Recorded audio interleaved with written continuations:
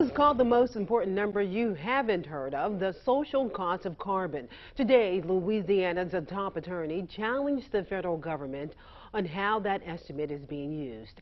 News 10's Neil Zarang was inside that courtroom today. He joins us from downtown outside the Lafayette Federal Courthouse. Neil. Good evening, Renee. No decision will be made today, but from being inside the courtroom, I can tell you that the federal judge, James Cain, at least implied he's leaning towards granting that nationwide injunction against the federal government.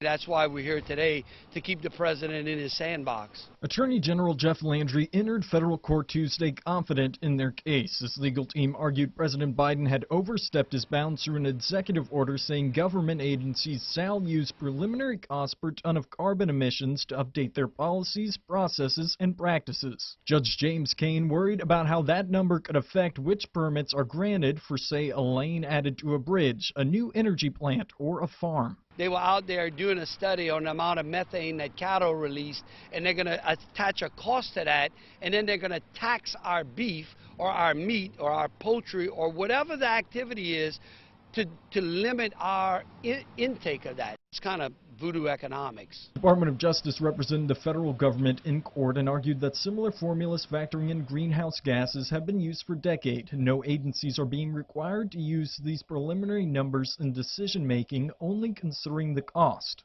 Federal attorneys denied to comment on camera. He is trying to do a complete takeover of all of the industries in this country, and he's doing it by trying to assess the amount of carbon that each of those particular activities have undertaken.